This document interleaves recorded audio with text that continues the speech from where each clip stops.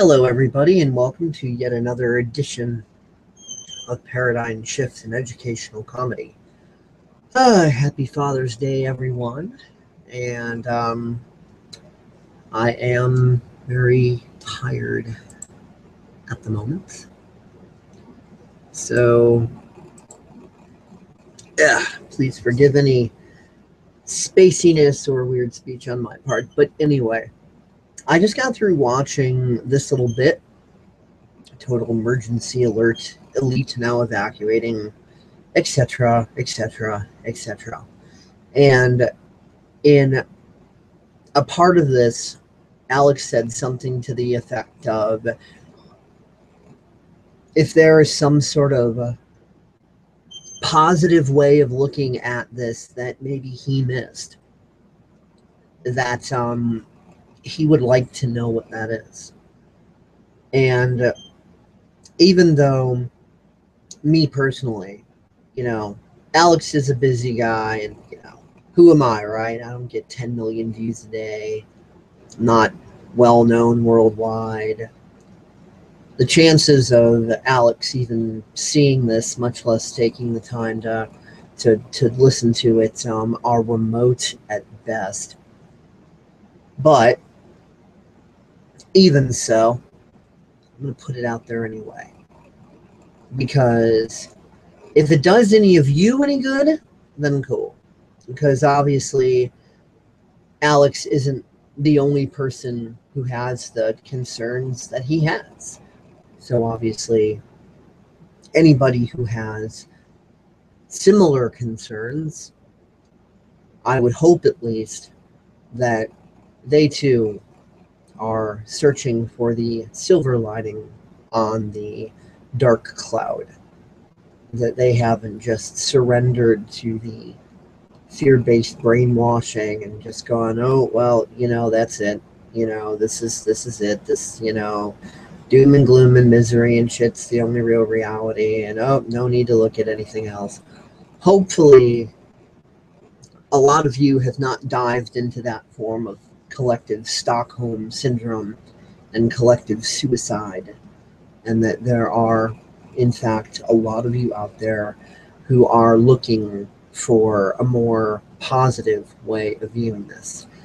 Now, before I get into what that positive way is, let me clarify my context of what I mean by a positive outlook on it, and also simultaneously clarifying what I don't mean. I'm not about to talk about some supposed good faction in the military calling in Superman to save us. I'm not going to be talking anything about Drake's Plan or Benjamin Fulford or Cobra's E.T. buddies or David Wilcox or, none of that. I'm not going to be framing it in some sort of fish-shaking truther logic of, oh, we can rise up and defeat the New World Order by doing exactly what the New World Order wants to do. Let's ignore our own hypocrisy, and if anybody says we're hypocrites, we'll call them a troll and a shill. Not going there either. Not going into any sort of new agey, oh, lovey-lighty, do. I'm just going to pretend I'm ascending into the fifth dimension and ignoring everything while the world burns, and then finally when it gets my turn to burn, I'm gonna go, oh shit, how did that happen? I'm supposed to be ascending into the fifth dimension. Well, I got a newsflash for you people. You're already ascended. Everything's energy. Everything is existing at one singular point in space-time. This is quantum physics. This is superposition. This is Heisenberg. You're about 100 years too freaking late on that. This is old news. This is older than old news. This news is older than the Model T. So basically, with these paradigm blindfolds that everybody has on, they are in the very room, the ascension. They are in the room. They're already in the room that they're looking for. They're desperately looking for it. They've just got all these blindfolds on. So they're slapping into the walls and tripping over the furniture and bumping into spikes and you know, hurting themselves and feeling victimized and going, oh, woe is me. I wish I could find this room that's on another planet, in another galaxy, in another universe, on some other realm of reality, when really the very room that you've been searching for all along, you're already in it. It's just when somebody says, you know, if you take off all the blindfolds, you'll see the room, they respond with, you're being negative. Shut up. I'm going to shun you, you dark person. So I'm just like, all right, well, whatever. So yeah,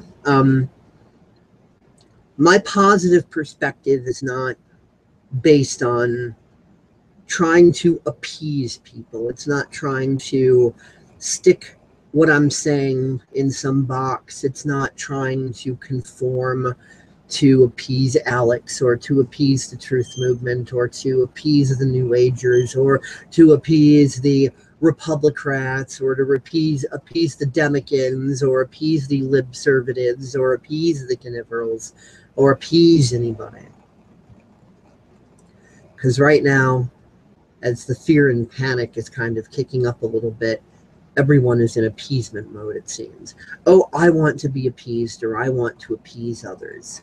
I'm in my hateful fist shaking. I want people to tell me I'm right so that I can feel good about myself. Or I'm in my victimization and I think the world's going to end. And I want people to tell me I'm right so I can at least get the high of feeling justified in my pseudo-righteousness and blah, blah, blah, blah, blah. I've been seeing it online all over the place.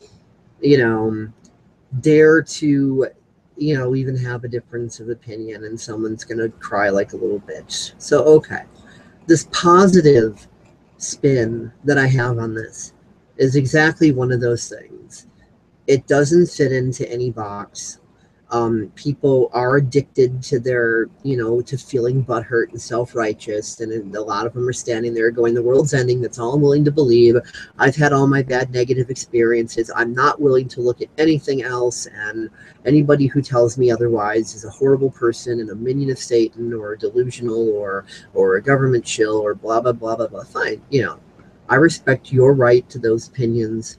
And if you want to think that way of me or anything I'm saying, it's cool. I really have absolutely no problem with that. I fully respect people's rights to think what they want. So, with that said, let's get down to brass tacks. So, here was Alex. I'm not going to like play the whole video through, but you know, he made some talking points. He was explaining how, you know, the elites are evacuating, how world events seem to be kicking up a bit. And in his view, he thinks that this must mean, you know, full-blown Jade Helm, full-blown World War III, full-blown New World Order lockdown. Otherwise, why would these elites be evacuating these areas? You know, why would they be doing that if we weren't about to participate in the Hunger Games, so to speak? Why would they be doing that? Well, could it actually be people like me? I can only speak for myself. Yeah, I've seen a lot of the bad stuff going down. I'm not denying that it's there, but there's a lot of good stuff that's happening at the same time too. The people caught in their addictions to the fear paradigm that the mainstream news media got them hooked on. They don't want to look at that stuff. They go, oh no, that's delusional. That's airy-fairy. The only real reality is misery and suffering, and we're all fucked. And if anybody says anything else other than that, it's airy-fairy delusion. Well, guess what? I have seen a major awakening process unfold. I've seen people start to awaken that I would have never thought in 1,000 years they could have possibly awakened. I would have thought that I would win the lottery every day for 1 year before them awakening would ever be possible. I have seen some amazing, super positive shit super positive, just as much, if not, dare I say, more than the negative shit. There's all this positive, good, excellent, awesome, wonderful awakening happening everywhere right now. And I don't mean the lovey, lighty, airy fairy pretending to ascend, but really you're just smug and full of shit and shunning the world in your own apathetic complacency. No, I'm not talking about that kind of awakening. I'm talking about, I can walk down the street and synchronistically bump into people who not only understand some of the world events now when they didn't understand 4 months ago, but they can talk about it calmly. They're not like, oh my God, the sky is falling. Ah! They're calm about it. They're acting almost as if it's common sense, as if it's something they've always known, as if it's you know, as if it's like, oh yeah, well, the sky's blue, the grass is green, you know, so what else is new? And I know even a year before, those people wouldn't have been acting like that to that information if they had woken up a year before. They'd have been like Chicken Little. Oh my God, woe is me, the sky's falling, what is going on? I don't understand. Ah! You know. So all this crazy bullshit that has been a problem in the world for centuries, if not eons, all this corruption, this pathological meme that has infected both us and the would-be globalists, this pathological meme that has been inherited and passed down from generation to generation through various governmental systems, indoctrination systems that we laughably call education, so on and so forth. All of this is starting to break down, break apart, because the world is getting better. You could not have such an amazing rise in awareness if the world was not getting better. Imagine this just for a moment. Imagine going back in time to like the Middle Ages, right? Let's say you could bring a bus back with you. You know, school bus, public transportation, whatever. Now, of course, people back then, they got no frame of reference for what that is or does. So let's say you have it parked there and you take one of the locals and you bring them onto the bus, and one of the locals, he's going to look at that bus and he's just going to think it's a funky looking building, right? I mean, there's no such a thing as big, huge horseless carriages back in those days, right? So it's going to see it and go, okay, weird looking building. All right, well, whatever. I guess I'll be curious and go into this weird, funky looking building and, you know, see what this is all about. So then you sit him down and you start the bus driving. There's two possible ways that this medieval person can perceive their experience.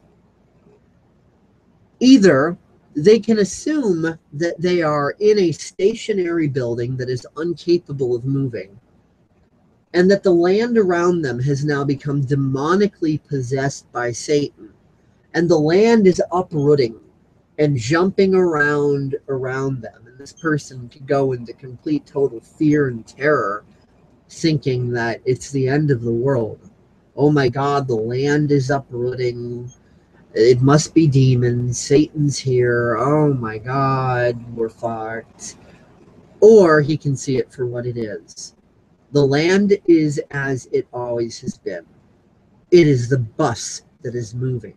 That they are not actually in a stationary building. They are in something capable of movement. And they can sit there thinking, I don't understand how this thing is moving forward. I don't see any horses. I don't see anything that could possibly move it forward, yet it is. So I'm just going to acknowledge the fact that this thing that I'm sitting in, that I thought was a stationary building, is capable of movement, and that it is moving. So that's kind of where we're at right now. People's awareness, the awareness of humanity, is continuing to raise. People are seeing through the lies and the BS. And it's offensive and it's scary. And people want to be like Luke Skywalker and go, no, that's not true. That's impossible. Such your feelings, Luke. You know it must be true. No! So we see a lot of that going on right now. And that's like the first initial stage that everybody goes through. I mean, let's be for real. The only way to have a full positive awakening is to deal with your demons and face your shit. That means all the deceptions inside of yourself that you've been programmed to tell these lies and to yourself and feel the reinforcement of that self-justification, that arrogant self-righteousness going, yeah, it's true. Fuck anybody who says otherwise. I'll fuck them up if they say otherwise. God bless America. I'm for freedom. But if you disagree with me, you need to die. Rah! You know, so all this crazy insanity that, you know, is indoctrinated into us through the school systems and through every aspect of society. So, of course, we're going to rage exactly how we've been programmed to react to things. Just total panic and anger and terror and self-justification and smug arrogance and so on. But once we calm down from that, you know, provided we didn't do anything stupid in the meantime, like jump off a bridge or go murder somebody and end up in prison for the rest of our lives with Big Bubba's our cellmate with the 12-inch dick and it's going to make us pick up the soap 16 times daily or whatever. As long as we didn't get ourselves into some kind of trouble, then most of us usually, after getting all the piss and vinegar out of our systems, we start to calm down a bit. And we start to be more willing to see things more rationally. As we realize that no matter how much we scream and yell, it's not changing anything. So the only thing we could do is calm down and learn to understand it. So then we get to that point. And I've noticed a lot of people getting to that point. A lot of people. I mean, granted, there's still more people than ever at that point of butthurt rage. But there's a lot of people that are moving into that calm. And these are the people that are capable of making really profound positive impact and changes on this earth once they figure out how to, and they're figuring it out pretty quickly. Things are accelerating very rapidly. And everybody in every type of group is getting these awakenings.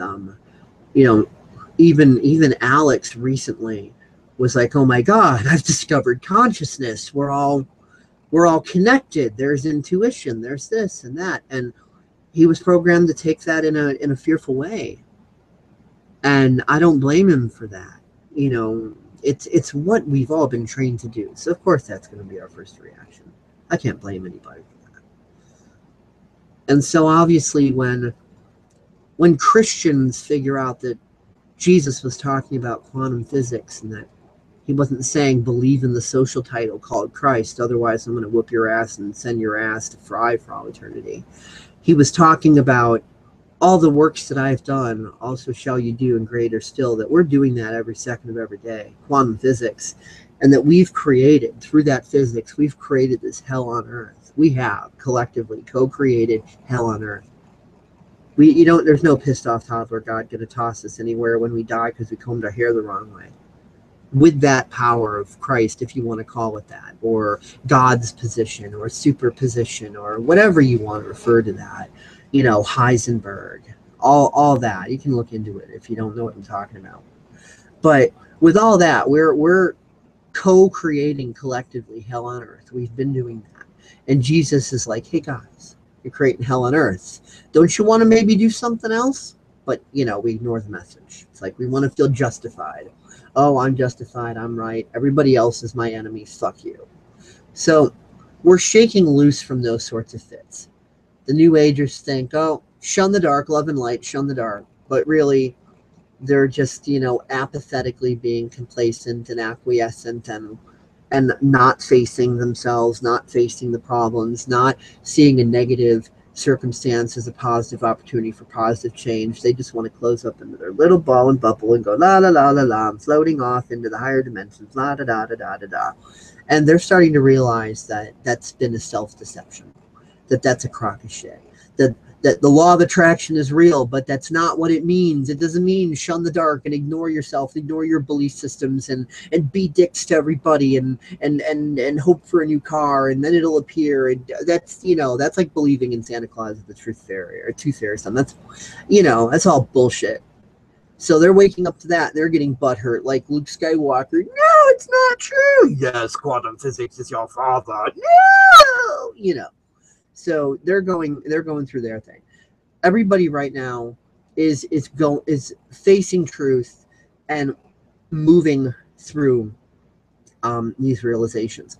And the elites, if you want to call them that, the globalists, the cabal, the Illuminati, the banksters, the capitalist scumfucks, whatever you want to call them, whatever name works for you, whatever does it for you.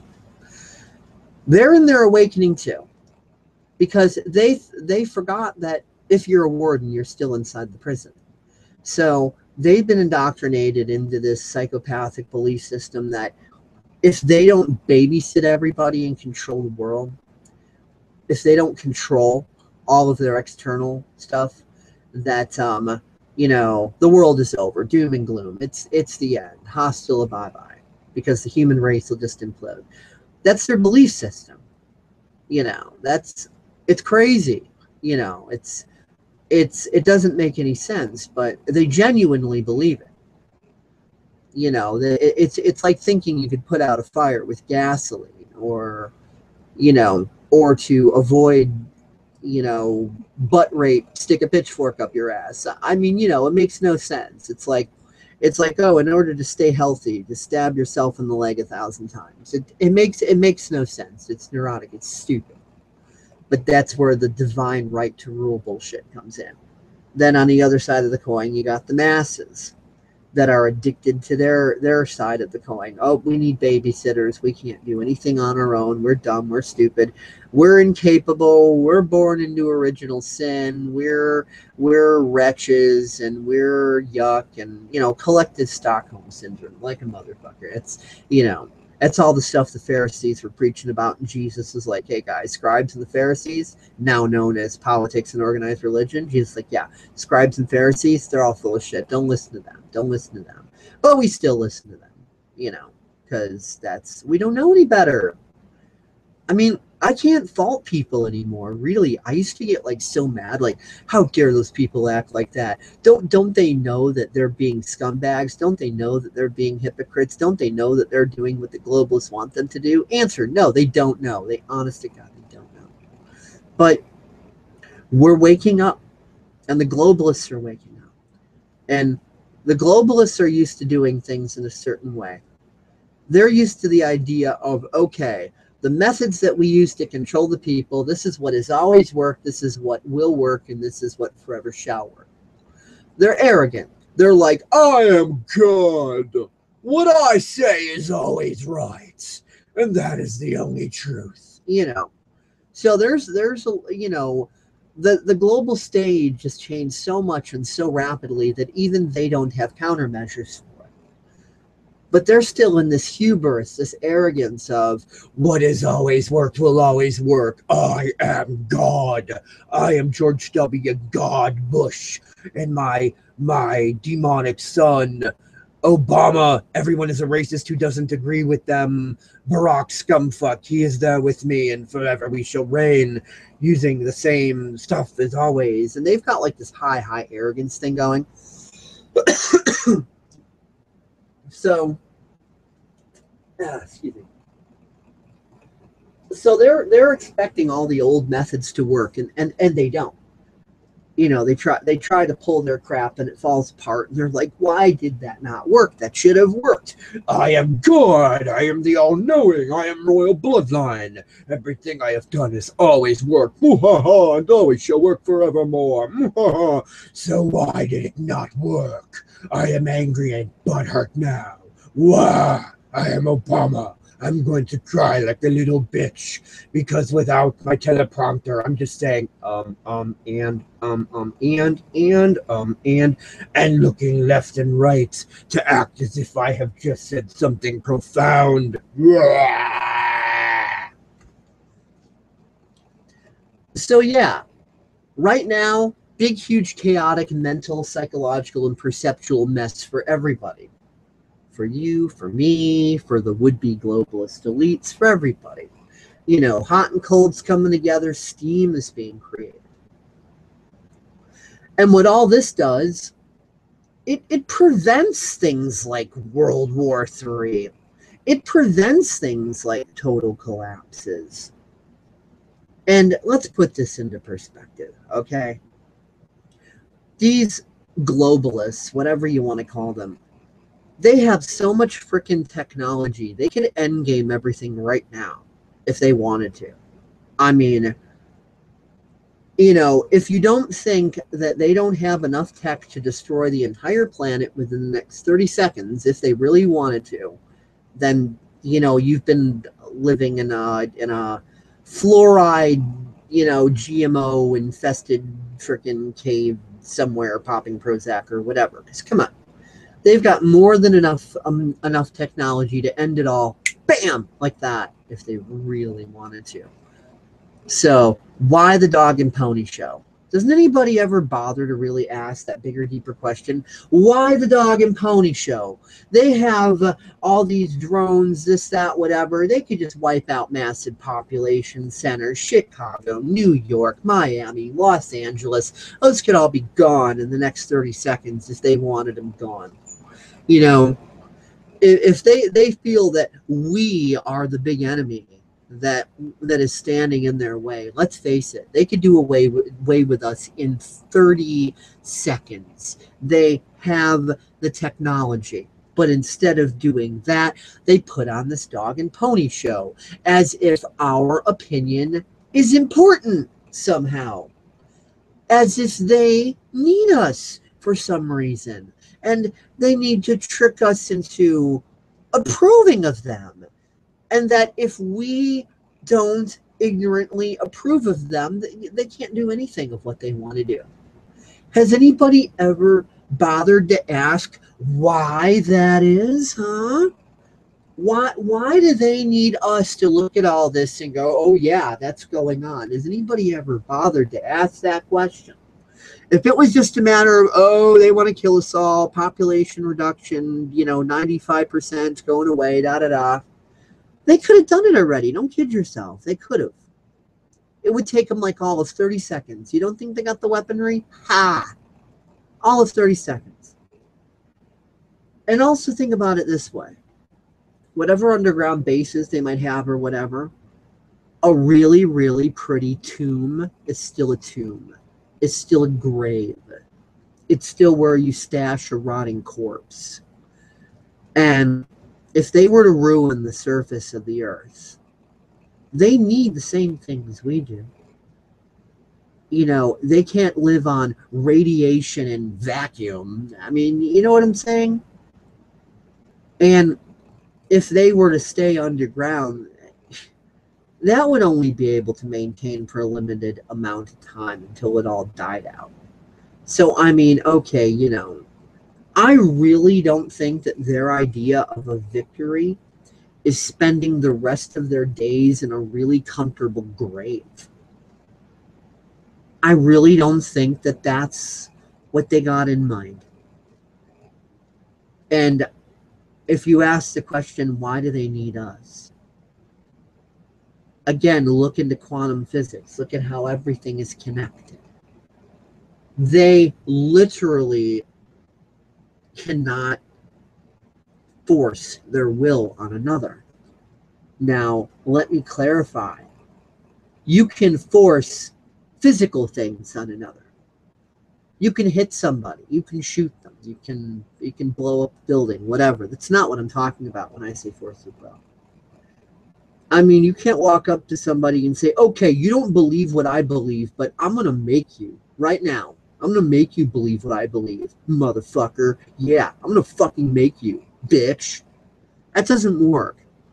Because when someone tries to use pressure to coerce you, the understandable reaction is to be like, hey, fuck off, man, dude. What are you, control freak? You got a fetish or something? Get out of here, fool. It's not going to convince you of anything.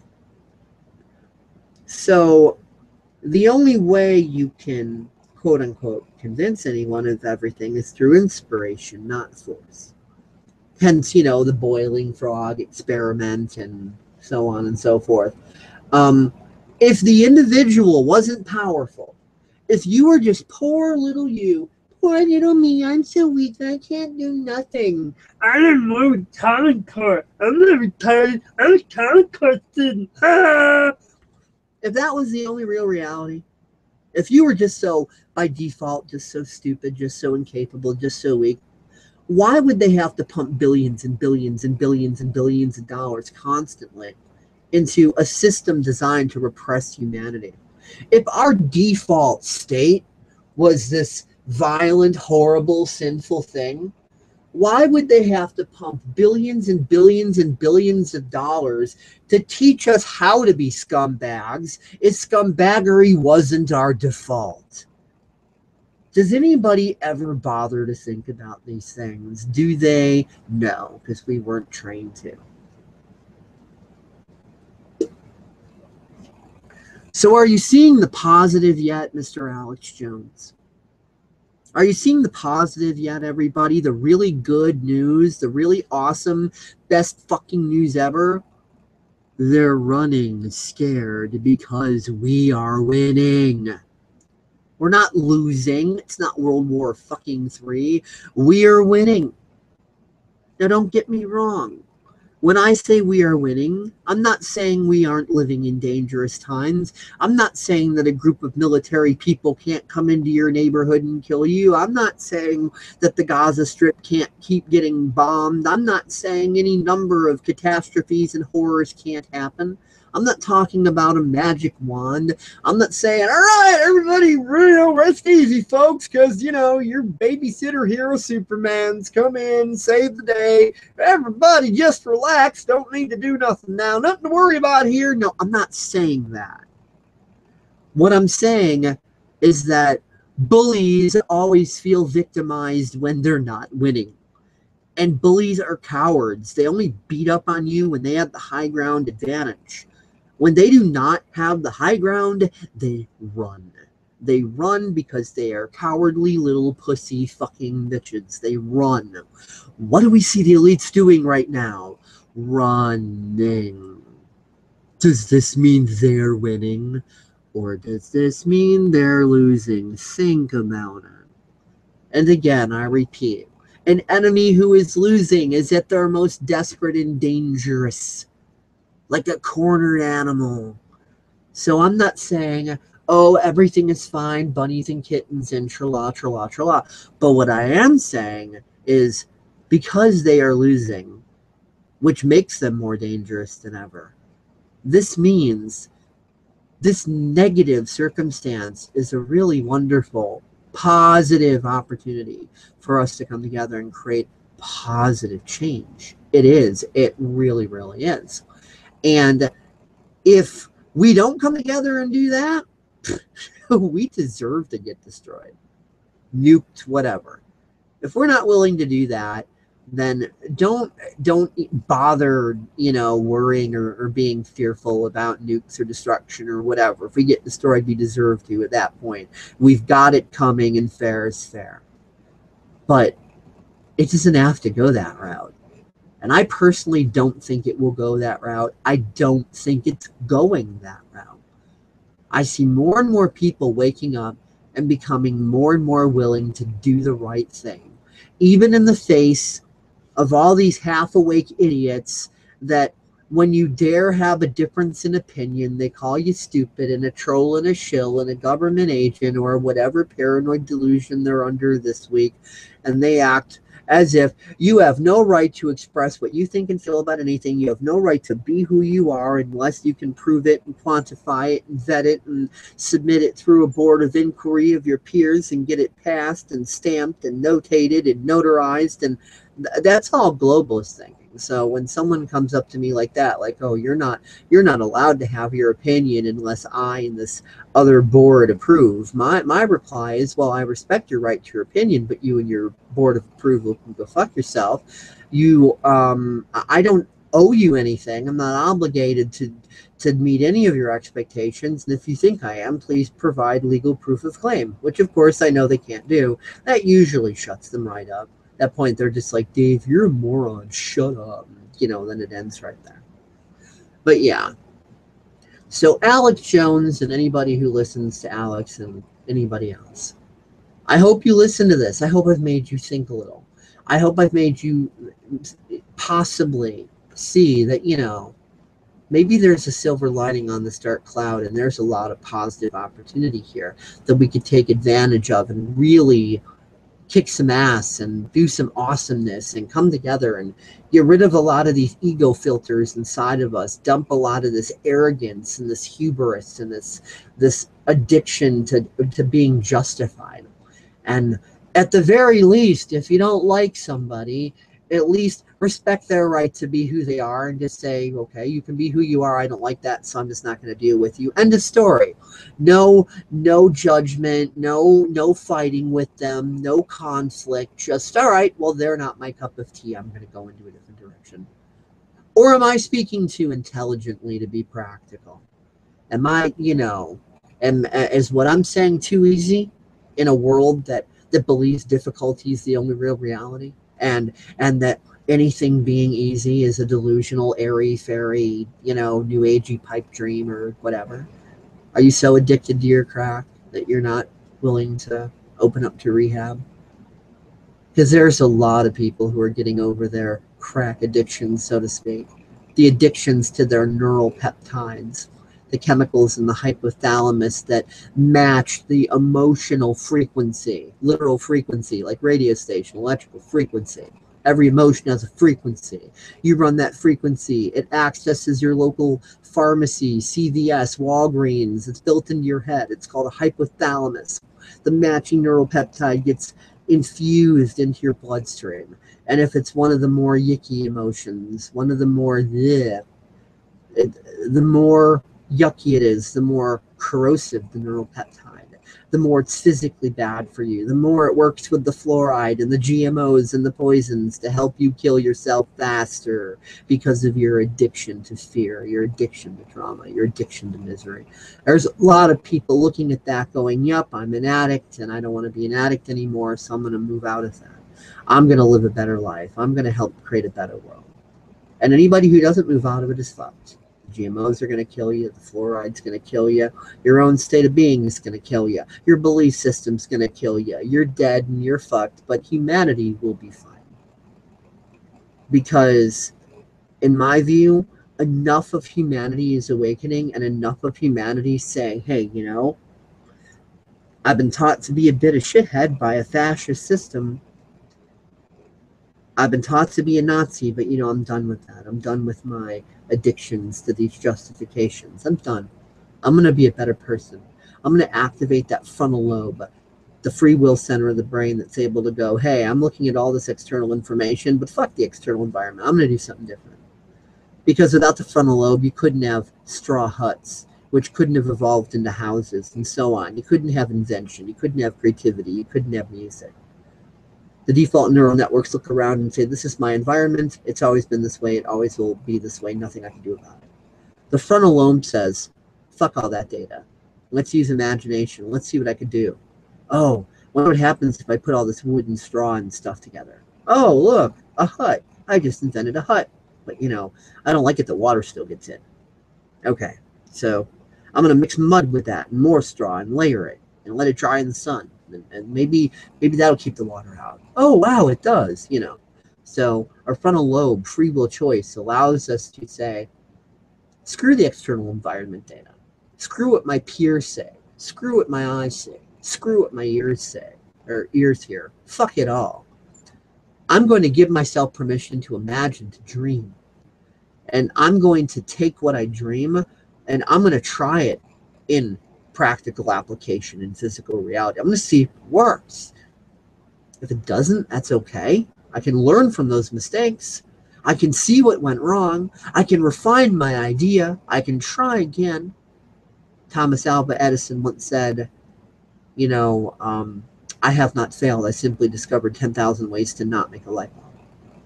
We always think that not knowing is a dead end when it's actually the beginning of knowledge. We think that failure makes us weak and horrible and stupid and hopeless, when really it's just a part of the process of trial and error. It's how human beings learn. Because for a long time we've forgotten that we're human beings. We've been the fucking Borg, man. We've been the Romulans. We've been the Ferengi. These are archetypes. You know, been there, done that. It has sucked. And many of us are saying, you know, time for something better. And that's what's being created. And for those of you who don't know, look up 100th monkey. The 100th monkey syndrome. It's documented. It's something that happened to monkeys. It's in the process of happening to humanity right now. And when that kicks in, which will be soon, we'll look out. So yeah, I digress. I don't think Alex is ever going to see this. I could be wrong. I'm open to being wrong. I welcome being wrong. That's fine. I got no problem with that. But in my humble opinion, I doubt Alex is ever going to see that. Or if he does, because even to Alex's own admission, he's got a lot of ego still. He might look at that and be, you know, this Dave Kelso, you don't know what he's talking about. My view is the only real reality, and I know the globalists are going to get us all, and we're done for, and this isn't the type of positive news I was asking for. This is all pure delusion. I don't know what Dave Kelso's talking about. He's been drinking I don't know what he's been doing. I'm going to ignore this. So, you know, even if he does see it, I really don't expect him to acknowledge me, because a lot of what I'm saying, it's going to trigger most people. I'm just like calling society out on its shit and saying we're all a part of society equally. We've all been hoodwinked. We've all been the asshole. We've all been the Nazi. We've all let our egos rage. We've all been there, done that. So I'm not playing the blame game saying we're all equally guilty. So, you know, I'm not going there. But me saying that's going to get a lot of people raging. Alex may be one of them. The bigger the ego, the more the potential for rage. So if Alex even sees it at all, which I doubt, but if he does, cool. And if he rages, I respect his right to rage. That's fine. I don't have anything against him. I think he's a decent human being working with what he knows how to work with. And, you know, whatever else about him negative that you could say, those are his flaws as a human being. We're all human beings. You know, I don't think we should judge each other for that. I think we should try to make the best of things. So, you know, Alex can think what he thinks of this if he ever watches it, and I don't have a problem with that. I'll continue to respect Alex. That's fine. So, yeah, I think that's really all I can say on this. I mean, can't think of anything else to say. So, happy Father's Day, everybody. Have a good day, night, evening, morning, you know, whatever it is, wherever it is in your neck of the woods. And, yeah. That's it. Have a good one. Catch you later. Thanks for listening to my rant. See you next time.